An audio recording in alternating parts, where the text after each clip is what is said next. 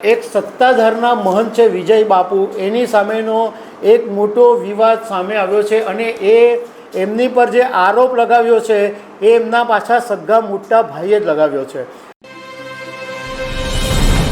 નમસ્કાર. હજુ તો ગુજરાતની અંદર ભવનાથ મંદિરનો જે વિવાદ છે એ હજુ તો ચાલ્યા જ કરે છે.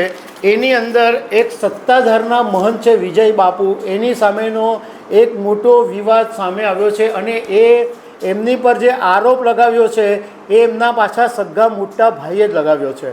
આ બધી બાબતો પરથી આપણને એ બાબતનું દુઃખ થાય કે જેને લોકો સાધુ સંતો તરીકે પૂજે, ભગવાન તરીકે પૂજે, એવા લોકો જમીનોના કેવા કેવા કોઠા કબાડા કરે છે, રૂપિયા કેટલા કરોડો ભેગા કરે છે અને લોકોને રીતસરના ઉલ્લુ બનાવે છે.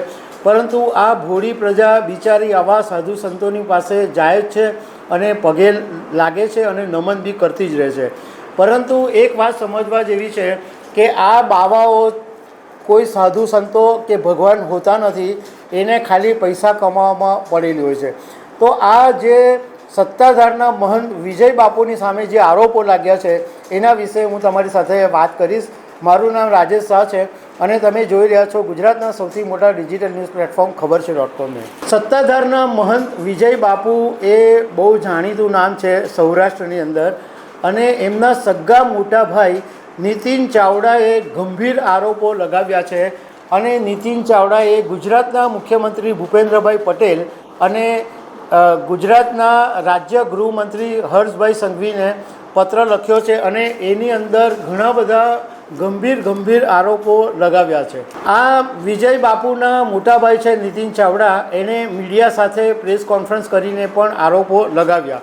હવે નીતિન ચાવડાનું કહેવું એમ છે કે આ મહંતના કરોડોના ગેરકાયદે વ્યવહારો છે અને સત્તાધારમાં રહેતી મહિલા ગીતા અને વિજય બાપુ અને પ્રેમ સંબંધ છે અને તે લોકો મૈત્રી કરારની સાથે રહી છે અને આ જે ગીતા જેની સાથે મૈત્રી કરાર સાથે રહે છે એ ગીતા વિજય બાપુને બ્લેકમેલ કરીને કરોડો રૂપિયા પોતાના ઘર ભેગા કરી દીધા છે એવો આરોપ લગાવવામાં આવ્યો છે.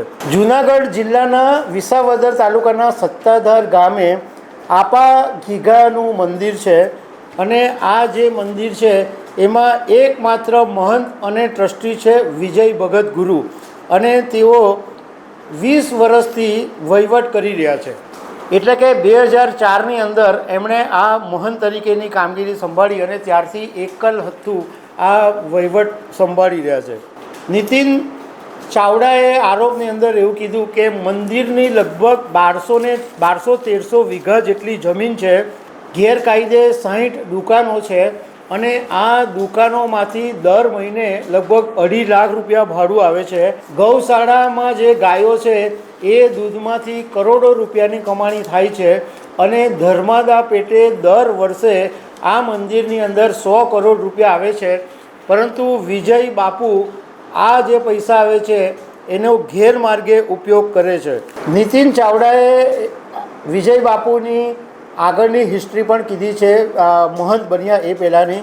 તો 20 વર્ષ પહેલાં આ વિજય બાપુ પોલીસ ખાતાની અંદર જુદી જુદી કેડરમાં પરીક્ષા આપી પરંતુ ક્યારેય પાસ થયા નહીં અને નીતિન ચાવડાના ટોટલ જે 6 ભાઈઓ છે એમાં સૌથી નાના ભાઈનું નામ હતું વાલજીભાઈ અને એ વાલજીભાઈ આજે વિજય બાપુ તરીકે ઓળખાય છે. નીતિન ચાવડાએ પત્રની અંદર એ બી લખ્યું છે કે આ એના ભાઈ વાલજીને સૌથી નાનો ભાઈ હતો એટલે એને ભણાવવા માટે કોલેજમાં પણ મૂકેલો અને કોલેજની અંદર એ ભણતો હતો ત્યારે જ ખરાબ આડે રસ્તે ચડી ગયેલો અને દારૂના વ્યસનમાં ચડી ગયેલો હતો.